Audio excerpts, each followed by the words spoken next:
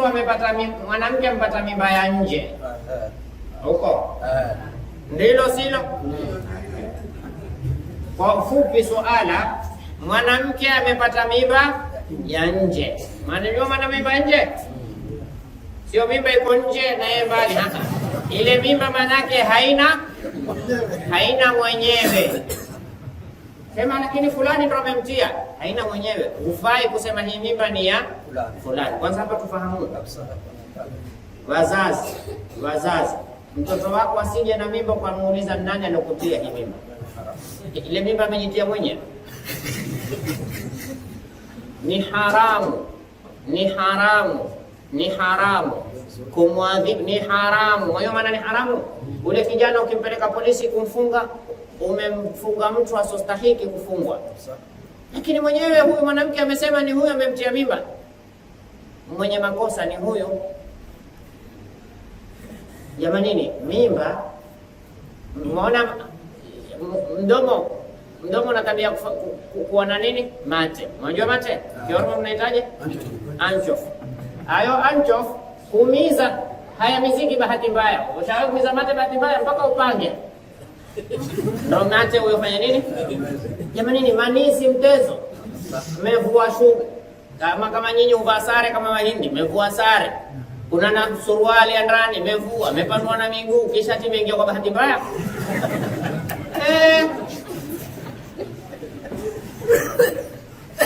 Hakuna mimba kuingia bahati mbaya. Sasa hapo mwenye makosa nani? Msichana. La, wamemshika mabarobaro 6-7, wamekuja nyumbani wakamuingilia binti wakamshika kinguvu, hapo masala mbaya.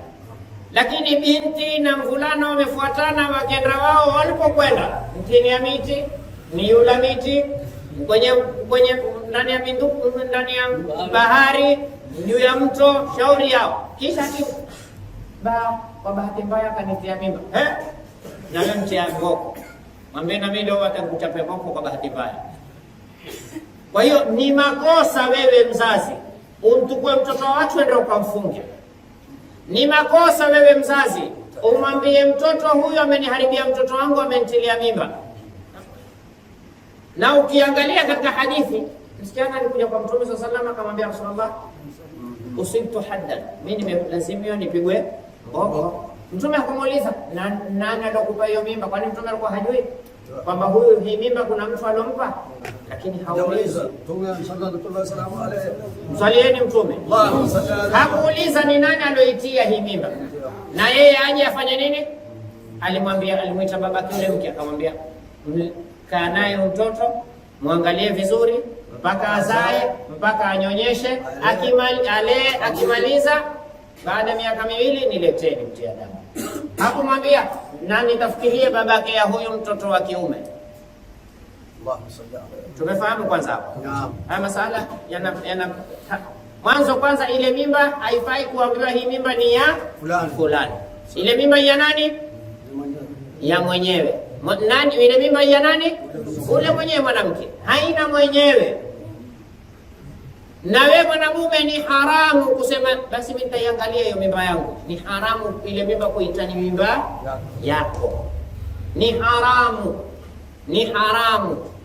haramu. Tena si haramu tu, ni laana. Kuiangalia kama kwamba ni mimba yako. Kuiangalia kama manake umekinasibisha kitu nacho si chako. Mal'unun man intasaba ila ghairi abawayhi. Mtume sallallahu alaihi wasallam alisema vitu viwili. Analana anainasibisha na wazazi sio wake, na analana anayekataa kizazi sio chake, na analana anayokinasibisha kizazi si chake. Wewe jua huyu si mtoto wangu ukasema huyu ni wangu, ni laana. Huyu ni wangu ukasema si wangu, ni laana. Na wewe wajua huyu si wako ukasema huyu ni wangu, huyu babangu, ni laana. Hapo kwanza tumefahamu ile mimba haina mwenyewe. Sasa hukumu ya hii mimba, je, yafaa huyu mwanamke kuolewa akiwa na hii mimba? Sawa? Naam. Swala sasa liko hapa. Jawabu ni hili. Mwanamke yoyote maadamu mimba yenyewe haina mwenyewe, kama hana mimba, hukumu ya kumuoa mwanamke yoyote, sisi tutamwangalia huyu mwanamke ana mimba, anayo, ina mwenyewe, haina, kama hana. Kwa sababu mwenye mimba ina mwenyewe haifai kwa kuheshimu ile mimba ina nani? Mwenyewe. Sasa kuna hadithi Mtume sallallahu alaihi wasallam anasema, naha Rasulullah sallallahu alaihi wa alihi wasallam an yasqiya ahadukum zar'a ghairihi. Hapa nataka ifahamike vizuri hii hadithi. Mtume sallallahu alaihi wasallam amekataza mmoja wenu kunwesheza. Unajua kunwesheza? Ile miti ile mahindi sijui nini kuiwekea maji. Amekataza miti ikiwa si yako usiitilie maji, mwache mwenyewe. Mtume hakuzungumzia haya kwa kukusudia miti, kukusudia ile mimba. Ile mimba, mwenye mimba ule hutaka kunoshezwa, yani nataka mume alalelale naye. Unajua, nafikiri tunafahamu kulala na mkeo. Ikiwa hujui si yako, tuatie wenyewe. Sawa? Sasa Mtume amekataza miti usiinosheze ikiwa si yako. Sasa mimi nitakueleza kitu kimoja. Hapa ni shamba ya Ustadh Omari. Hapa si shamba, ni mwitu. Hapa kuna mahindi na hapa kuna mahindi. Umefahamiana vizuri? Upande huu kuna mahindi na upande huu kuna mahindi. Hapa haya mahindi ya hapa mwenyewe ni nani? Ustadh Omari. Ni makosa kwa mtu kuja na maji, anayeruhusiwa ni nani? Mwenyewe. Huku pia kuna mahindi, mwenyewe ni nani? Pengine Yondra ametukua mahindi huko akaja kula, kilikaanguka yakaota. Mahindi si mahindi, lakini ana mwenyewe. Ndio hiyo mimba haramu. Sasa ni haramu kweli haya mahindi yaliyoko shamba hayana mwenyewe, wewe kuyatilia maji ukasema tena mashallah mmepata zare, mahindi hayana mwenyewe. Ni haramu. Mahindi upande hunu tumesema ni shamba, ni mwitu, upande hunu ni shamba. Jamani, nifahamuni Kiswahili. Upande hunu nini? Shamba. Shamba kawaida huwa lina nani? Mwenyewe. Upande hunu ni mwitu. Mwitu na mwenyewe? Haina mwenyewe. Sawa? Sasa huku umekuta kuna muembe na huku kuna muembe. Muembe huu wafaa kuutilia maji wewe? Muembe wa shamba wafaa kuutilia maji? Kwa nini? Kuna mwenyewe. Wafaa kuutilia maji hufai? Muembe ulioko mwituni wafaa kuutilia maji hufai? Wafaa. Kwa nini? Hauna. Kwa hiyo hii ni mimba na hii ni mimba, lakini hii na mwenyewe, hii ni haina, tia maji tu. Kwa maana yake oa. Tuko hapa kwa sababu Mtume sallallahu alaihi wasallam amesema zar'a ghairihi, shamba la mwenyewe. Kama Mtume alisema haifai kununuliza shamba, ingekuwa sawa iko kwenye shamba, sawa iko kwenye mwitu, sawa iko lakini lina mwenyewe. Maana likiwa halina mwenyewe, na kuuliza wewe unauliza likiwa halina mwenyewe, maana yake yafaa. Tumefahamu? Kwa hiyo mimba ya haramu ni mimba haina lima tu ya juu yake. Hiyo utaweza kuongeza spare hapo juu. Haya, swala lingine hapo limezuka. Sasa wewe umekwenda kuoa ile shamba, ule mwitu ule maembe ukaununua wewe. Sawa? Wewe ndio ulomeza ule mwembe pale. Lakini ulimeza kwenye mwitu, ikawa kwa si wako yoyote aweza. Ule mwitu si yoyote aweza kuchukua. Kwa bahati serikali ikakupa wewe mwenyewe. Manake ule mwanamke huyu fulani ndo aliwahi kumpa mtihani wa mimba. Zaidi huyu alikutana na mwanamke wakastarehe akampa mimba. Tumesema hii mimba haifai kuitaia nani? Ya Zaidi. Hii mimba ya nani? Ni ya huyu mwenyewe mwanamke. Lakini huyu Zaidi kisha akamuoa huyu. Baada ya mwanamke kumwambia tu nimekwenda kupima nina mimba. Basi mimi nakuoa. Akaenda kaozeshana kihalali. Akamuoa kihalali. Sasa ule mtoto akazaliwa kujua huyu ni nani? Babake. Lakini huyu si babake. Je, huyu mtoto afaa kumuita huyu baba? Ikiwa atamuita baba kwamba ameniolea mama, hapana makosa.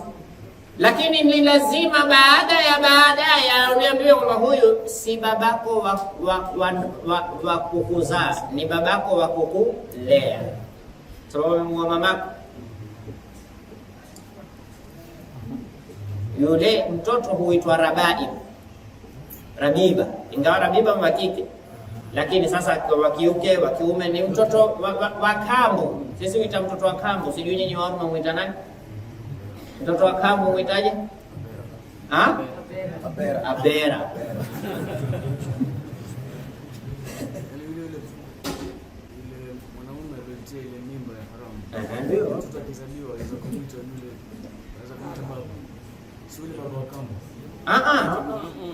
Sasa sisi tumesema huyu Zaid si alipambana na dada Zaid na Hindu, sawa? Zaid na dada huyu Zaid alimpa mimba dada, kisha dadi kujua tu mimi nimepima tu nikaona mimba, akamwambia Zaid, maana sasa nilikwambia mimi vaa mipira, bahati mbaya goli limefungika, basi takuoa. Akamuoa. Sasa huyu alipomuoa si amezaa huyu? Je, sasa huyu mtoto alozaliwa na huyu afaa kumuita huyu baba? Ikiwa atamuita baba wa kambo haina neno, lakini kumuita baba kwa kuwa ndio alomzaa yeye haifai. Sasa swala lingine hapo, huyu Zaid si alipambana na huyu dadi ni jina la kike, sawa? Akamtia mimba walikuwa vijana wadogo, akamtia mimba, akazaa mtoto anafanana na yeye, lakini hakumuoa. Huyu dad akaolewa na mume mwingine, lakini ana mtoto wa kike amezaa. Huyu mume alomuoa huyu anamjua kwamba huyu mtoto si wangu, ule mtoto ule msichana mpaka akawa mkubwa. Zaidi akaja akapambana na huyu msichana ambaye mimba aloitia ni yeye, ingawa tutasema haifai, na mtoto amefanana na yeye. Je, huyu Zaidi afaa kumuoa msichana? Naam, kula yeye. Kwa sababu gani? Si wake, lakini anafanana na yeye. Kufanana haimaanishi kuambako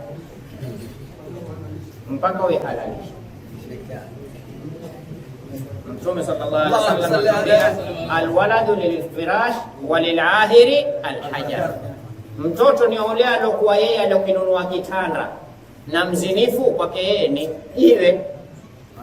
Hana mtoto. Ule alozini hana mtoto. Wengine ukwambia bwana, mtoto wangu bwana, mwangalie vizuri. Mtoto wangu kivipi wewe? Ni mwangu ni mwanamke? Umefahamu hapo? Naam.